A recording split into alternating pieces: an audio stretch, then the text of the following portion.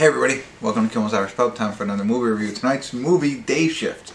Jamie Foxx, Dave Franco, Snoop Dogg, Scott Adkins, Steve Howey are in it. So, I'm kind of excited. It's got a good cast. It could be funny. It's on Netflix, so we're all about that. It's an action comedy, fantasy horror kind of thing. Basically, a dad who is supposed to be like a pool cleaner. Actually, he's trying to support his family, and he's actually hunting vampires, like probably at night, I guess. That's for day shift, night shift. I don't know that much, but it's 6.2 on IMDb. Honestly, when I heard the concept, and I thought, I don't know. I expected the reviews to be a little bit lower, so I'm kind of happy, or I don't know, encouraged to see it at a 6.2, to be honest. So I might really enjoy it. So we'll see. How long is it? It's got to be, it's an hour and 53 minutes. Oh well, I didn't realize it. I thought it was shorter.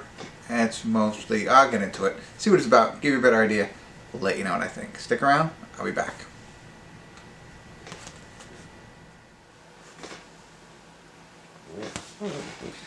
Hey everybody, we're at the credits of Day Shift. No check-in because a couple of reasons. One, it really is what you think it's going to be, and it really is what IMDb told us and what I shared with you in the beginning. There was very little additions I can give you to catch you up on the plot line or anything like that.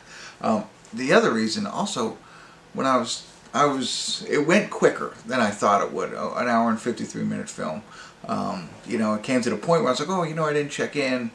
I clicked pause and there was only 36 minutes left in the film. So that says something about it, because if I'm watching it that much and I think it's going fast, it can't be that bad of a movie, right? Some movies that are bad, they're gonna drag on. So Jamie Foxx plays pool cleaner vampire hunter.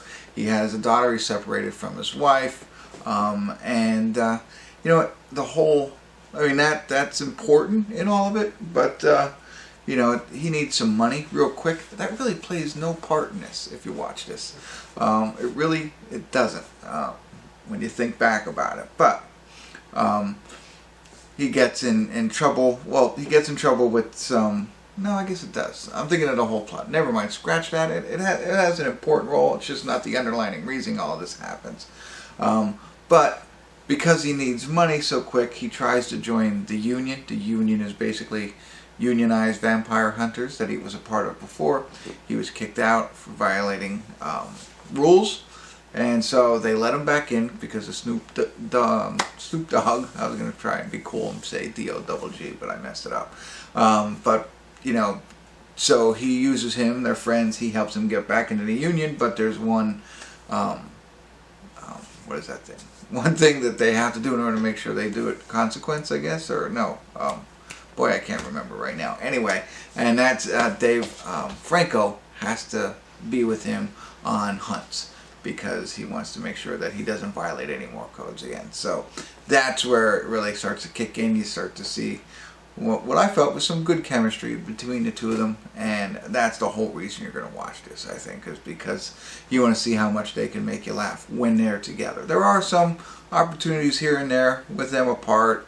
Snoop Dogg, of course, is in it, but it's really everything you're watching for is for the two of them being on the screen together and going back and forth. And